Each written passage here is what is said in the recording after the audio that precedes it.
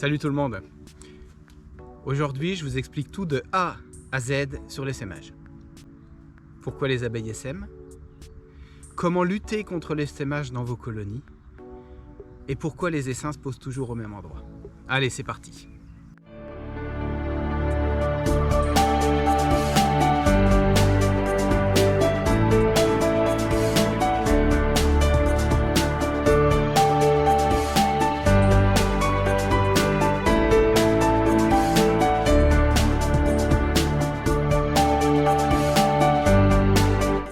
Alors tout d'abord, si vous n'êtes pas abonné à ma chaîne, n'hésitez pas, faites-le tout de suite. Et puis un petit like en fin de vidéo, c'est super sympa. Alors on est dans la pleine période des essaimages. Et j'ai plein de monde qui me dit, mais pourquoi tu arrives à récupérer des essaims et pas nous? Alors la raison est simple. Je connais comment fonctionnent les colonies. Et il faut savoir que d'une année sur l'autre, les essaims se posent pratiquement toujours au même endroit. Ça c'est la première chose. Pourquoi les abeilles essaiment? En fait, l'essaimage, c'est le seul moyen naturel, je dis bien naturel pour les abeilles, de se reproduire. Lorsqu'une colonie est trop populeuse, ou pour aucune raison, dès que la colonie décide de se multiplier, de se reproduire, eh bien, il y a essaimage. Donc les abeilles font des cellules royales, élèvent des nouvelles reines. Et une fois que la nouvelle reine naît, ou même peu de temps avant que la nouvelle reine ne naît dans la colonie, l'ancienne part avec souvent la moitié de la colonie.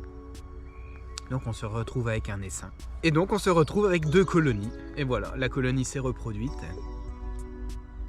Après, nous, ce que nous faisons en tant qu'apiculteurs, on les force un petit peu, on élève des cellules, on crée des essaims, etc. Des essaims artificiels. Mais voilà, comme d'habitude, l'homme intervient dans tout ça. Alors, sans vouloir lancer aucune polémique, puisque je suis moi-même le premier à lutter contre l'essaimage, mais voilà, sachez que si vraiment on voulait aider nos abeilles jusqu'au bout, il faudrait les laisser essaimer, puisque c'est, comme je vous répète, c'est leur seule façon naturelle de se reproduire. Donc, pourquoi les colonies essaiment? En général, les colonies essaiment parce qu'elles sont trop populeuses dans la ruche, mais ça se passe pareil pour les colonies sauvages. Ou alors, des fois, comme je vous disais, elles veulent juste se multiplier, c'est pour la survie de l'espèce, et elles décident de se diviser, et donc de se retrouver avec deux entités. Petite parenthèse, vous êtes peut-être au courant, mais aujourd'hui, une colonie d'abeilles, qui est composé de 50 000 individus en moyenne, est considéré comme un organisme vivant.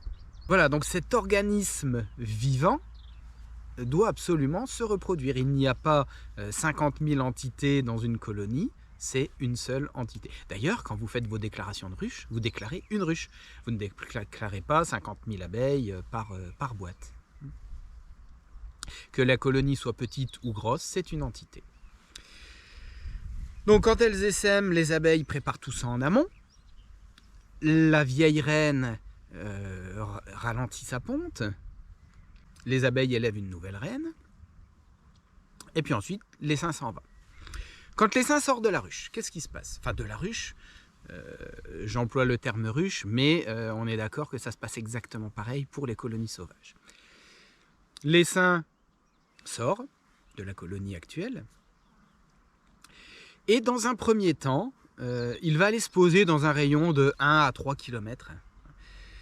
C'est la reine qui décide quand elle veut s'arrêter. Toutes les abeilles se regroupent autour d'elle et l'essaim se met en phase d'attente. Ça peut durer jusque 3, 4, 5 jours. Voire si elles ne trouvent pas un lieu propice pour s'installer, elles peuvent carrément commencer à construire sur l'emplacement où l'essaim s'est arrêté. J'ai déjà vu des constructions de cire sur les branches des arbres. Alors bien sûr, l'essaim est appelé à disparaître puisque là, il est soumis aux intempéries, au froid, etc. Ça arrive très peu, mais ça peut arriver. Une fois que l'essaim s'est posé, vous avez des abeilles qui sortent de l'essaim et qui vont dans toutes les directions, qui vont explorer, chercher des petits coins dans un mur, chercher souvent dans les cheminées. Et dès qu'il y a assez d'abeilles qui sont d'accord, en somme, hein, il y a comme une sorte de consensus, dès qu'elles sont d'accord pour occuper un endroit, elles transmettent l'information à l'essaim. Et là, l'essaim redécolle et va se mettre dans cet endroit. Et elles se mettent tout de suite à construire. Alors, quand les abeilles ont quitté l'essaim, peu de temps avant, elles se sont gorgées de miel, de réserve. Et dès qu'elles s'installent, dès qu'elles ont trouvé leur lieu, elles peuvent construire très très vite puisqu'elles ont toutes les ressources nécessaires. Donc c'est pour ça qu'en général, quand vous allez capturer un essaim, que vous le mettez dans une ruchette, souvent en 3, 4, 5 jours, tout est construit. C'est parce qu'elles sont prêtes, elles avaient déjà fait leur réserve pour. Maintenant, comment lutter contre l'essaimage? Il y a plusieurs solutions.